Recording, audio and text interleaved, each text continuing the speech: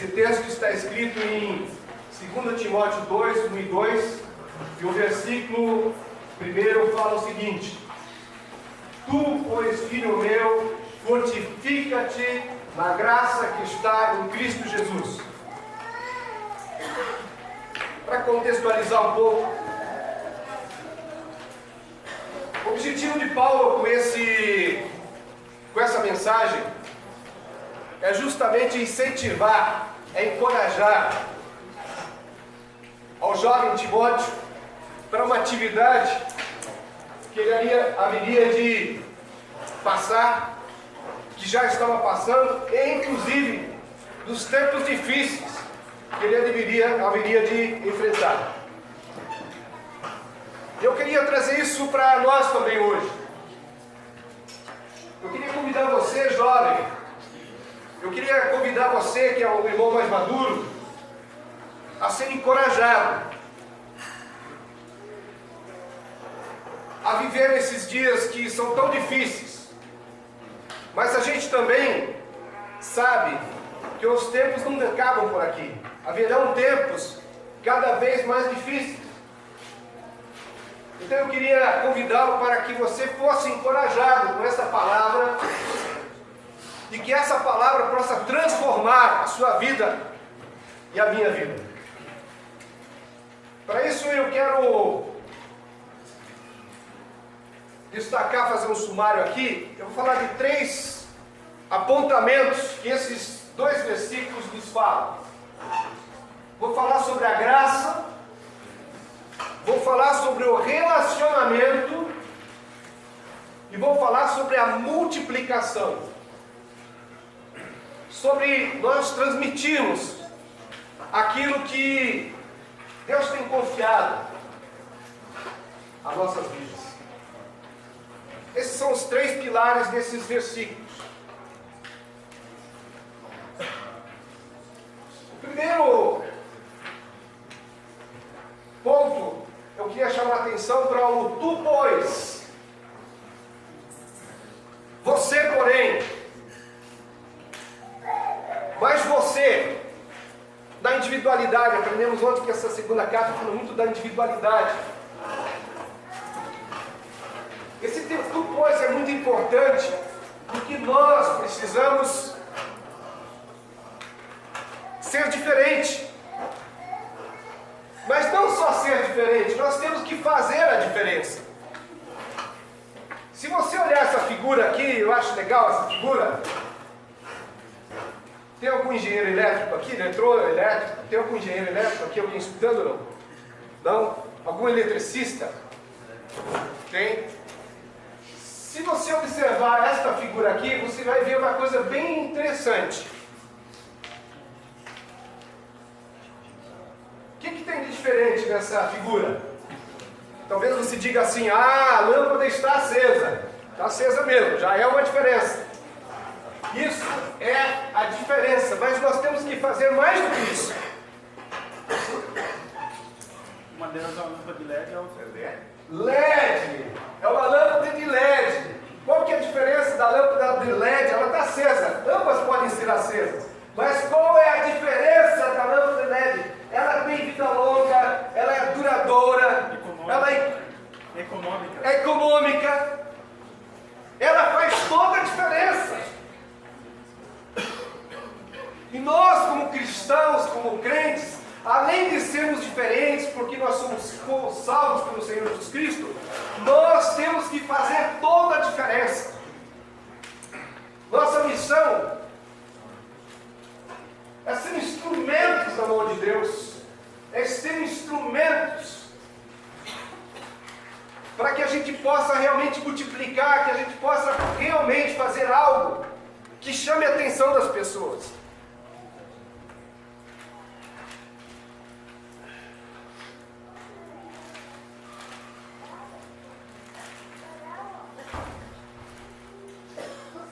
Passado esse aspecto do pois, filho meu, qual que é a diferença que Timóteo devia ter com relação aos outros? Porque tu, porém, tem uma conexão com os versículos anteriores, ou com o capítulo anterior. No capítulo anterior, Paulo fala de duas pessoas que o abandonaram, que é o Figelo e o Hermógenes. Eles eram diferentes, mas não fizeram diferença.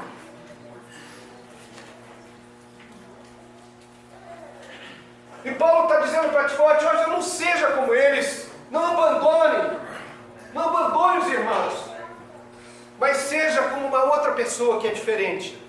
E Paulo então cita a Onésimo. Onésimo, sim. Onésimo era diferente. Por que Onésimo era diferente? Por que Onésimo fez a diferença?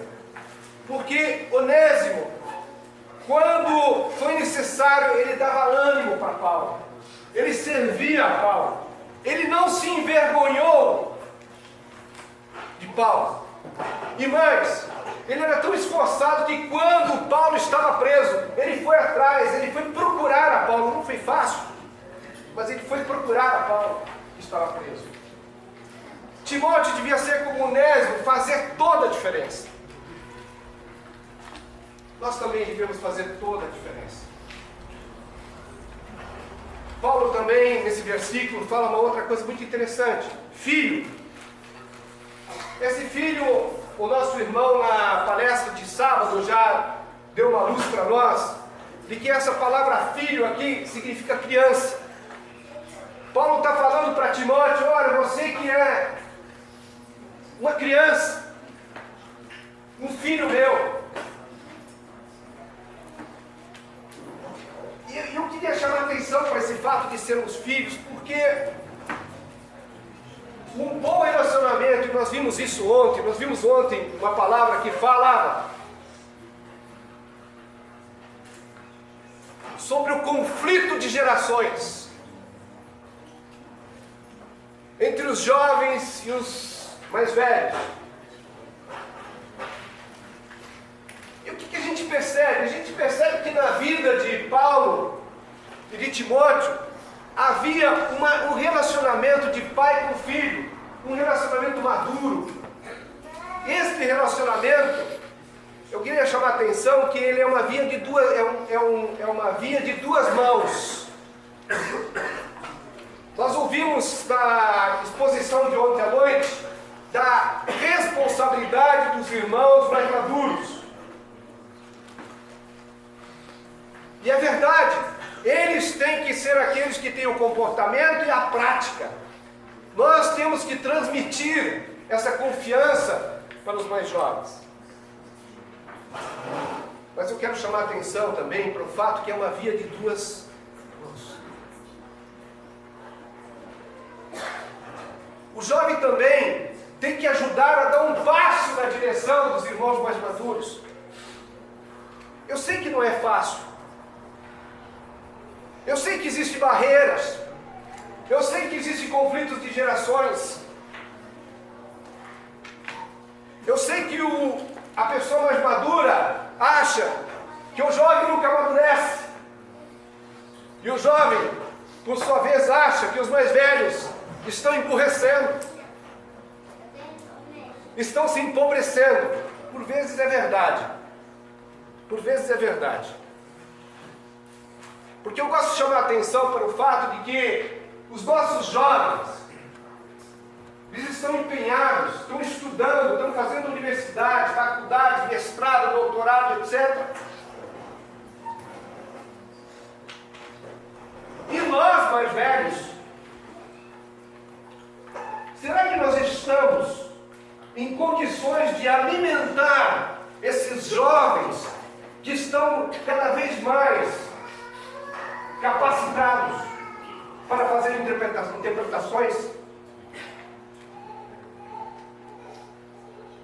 Hoje, quando o irmão fala alguma coisa na reunião, o jovem tem um celular, um tablet na mão, e se ele falar alguma palavra que não está no texto, ele abre o tablet, ele abre o celular dele e dá uma checada. Ele pisou. E eu pergunto, será que nós, irmãos mais maduros, estamos nos empenhando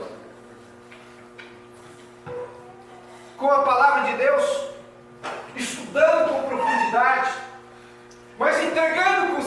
simplicidade. Eu vou repetir. Estudando com profundidade, mas entregando a palavra com simplicidade, de forma que as pessoas possam entender. Será que nós estamos fazendo isso?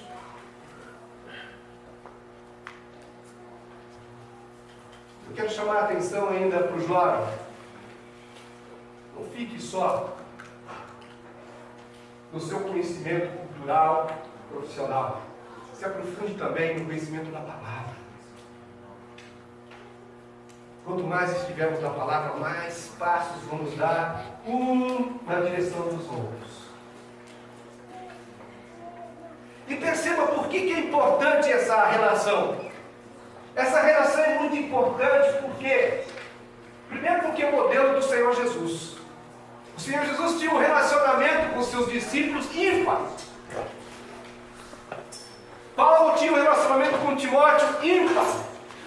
Moisés, um relacionamento com Josué impressionante.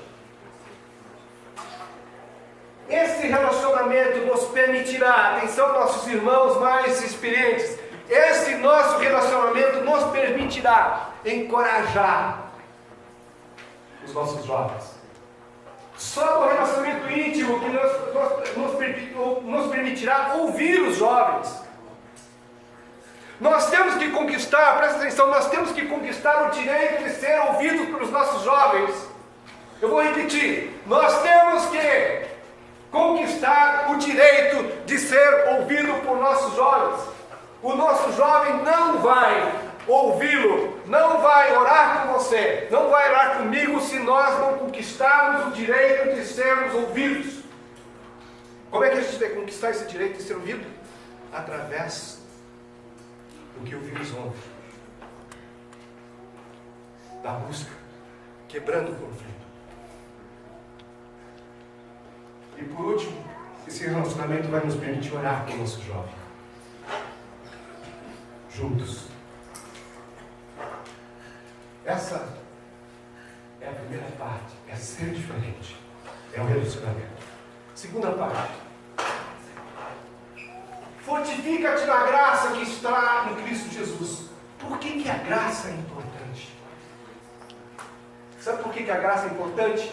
Porque quando nós entendemos a graça de Deus, a graça do nosso Senhor Jesus Cristo, nós descobrimos algo impressionante. Nós descobrimos que nós somos insuficientes. Em nós não há nada, mas em Cristo Jesus nós somos suficientes. Ou melhor, Jesus Cristo é suficiente. Essa é a primeira coisa que nós descobrimos. A segunda coisa que nós descobrimos é que o Senhor Jesus é a fonte de toda a força. E a terceira coisa que nós descobrimos é que sem graça do Senhor Jesus Cristo é impossível agradar a Deus.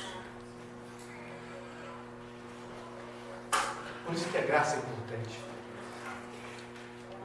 Eu quero falar sobre essa graça. Eu quero trabalhar esse aspecto das fraquezas humanas.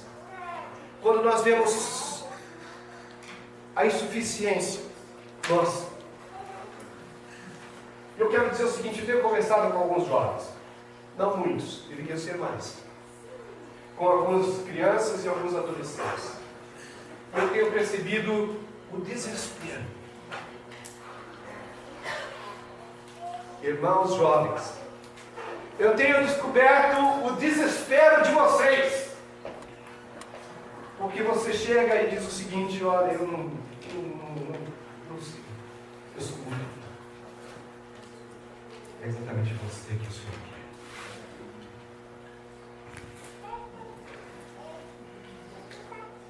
Porque a suficiência não vem de você, mas vem do Senhor. O poder do Senhor. A fraqueza humana não impede que Deus nos fortaleça. Deixa eu dizer para você, jovem, a sua fraqueza não impede que Deus use você. Não impede que Deus fortaleça você para as suas tarefas. As fraquezas de Timóteo não significava que ele não seria usado por Deus. Ele foi tremendamente usado por Deus. E nós temos que saber o seguinte, que essa fraqueza, presta atenção, você que tem problema, que está com dificuldade, você tem que fazer algo. Primeira coisa, você tem que reconhecer a autoridade do Senhor Jesus Cristo. Porque quando você reconhece a autoridade, que Ele é a fonte do constante, a fonte da força constante, você vai começar a ficar mais encorajado. Eu queria encorajar você. Que busque essa força do Senhor. Diminua. Nós precisamos de algo muito importante. Nós precisamos permitir, jovens, se permita. Adultos, irmãos mais maduros, se permitam. Se permitam o quê? Que se processe na sua vida, na minha vida. Se permita que se processe na minha vida aquilo que a graça de Deus, a graça do Senhor Jesus, se propõe.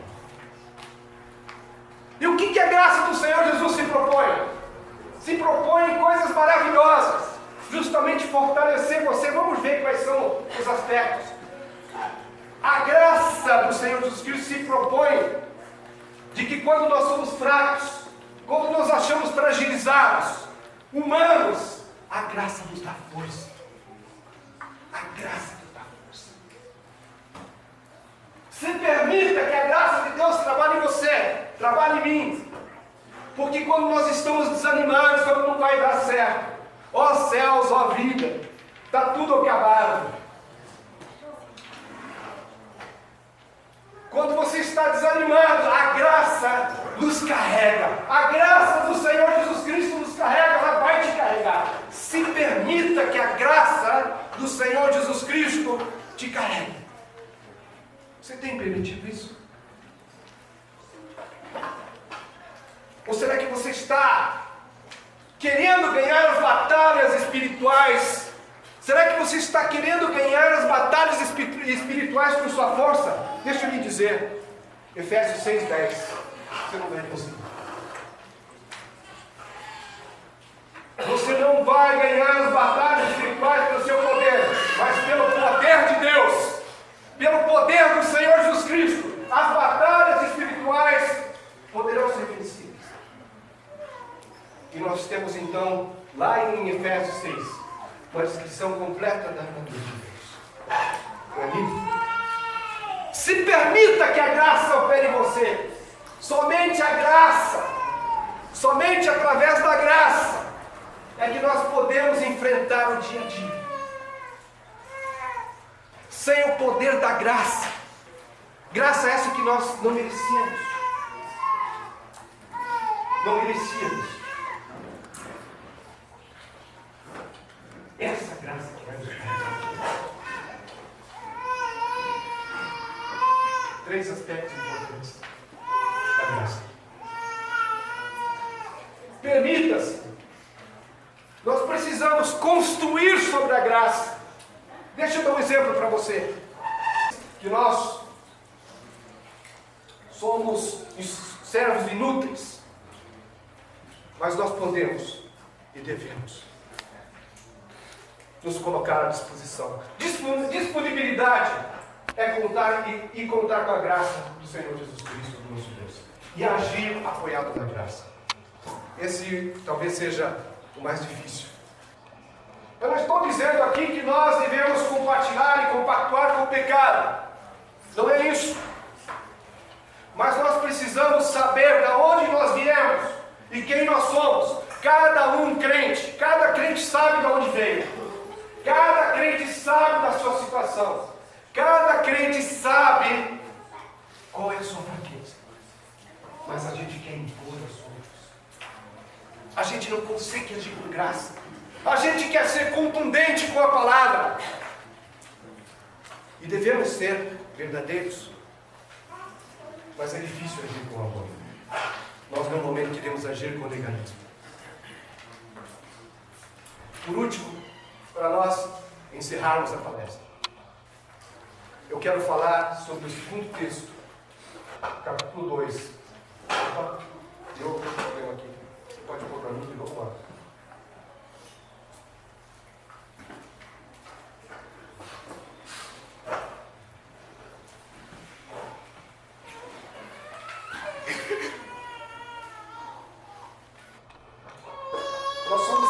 encorajados a conhecer a verdade. Já falamos sobre conhecer a verdade. Nós fomos encorajados a viver a verdade. E depois nós somos encorajados a ensinar a verdade. Primeiramente a homens fiéis. Segundo, para homens idôneos. Poderia falar bastante tempo sobre esse tema, mas nós não temos muito tempo. E eu quero ilustrar o que é que nós temos que fazer. E essa figura, ela ilustra muito bem. Nós temos pouco tempo. Pouco tempo nós temos para passar o bastão. Muito pouco tempo nós temos para transmitir a mesma coisa que nós recebemos, é a graça. Wagner, vem aqui me ajudar. Vem me ajudar, vamos ilustrar. Vamos encerrar essa. Pode fechar a tela, por favor. Eu quero ilustrar. Alguém já viu corrida? Pode.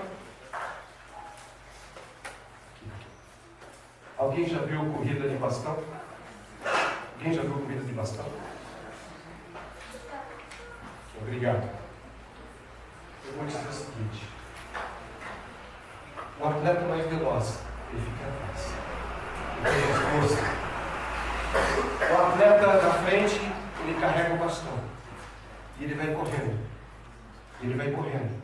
E quando ele está já terminando o tempo dele, entra alguém na cena, que é o corredor mais veloz. E ele começa a correr atrás. Ele começa a correr atrás. Ele começa a correr atrás. Larry, I think it's the other way around.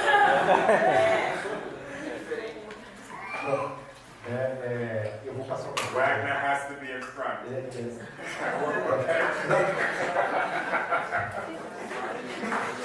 o que acontece? É isso?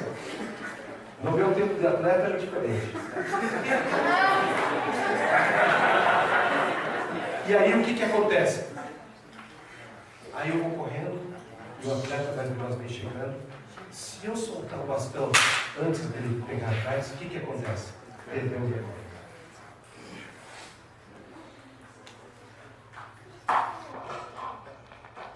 Eu tenho que soltar esse bastão para a pessoa certa na hora certa.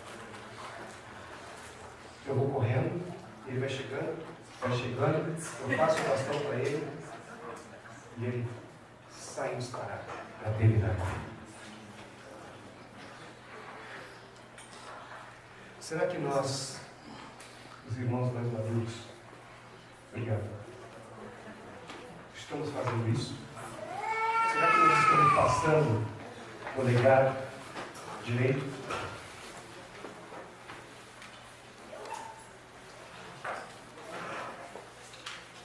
Ou será que nós estamos deixando cair o bastão?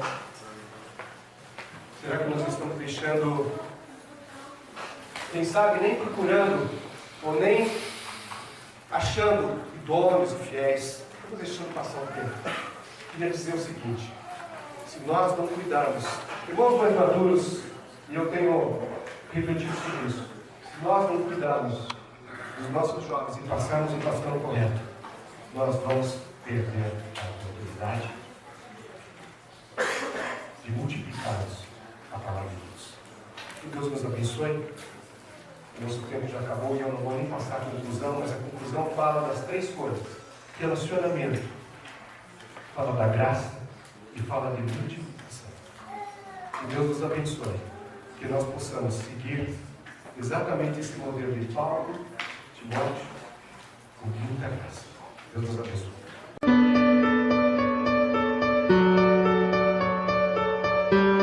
Pense, medite e tome a sua decisão. Se inscreva no nosso canal. A gente conta com você.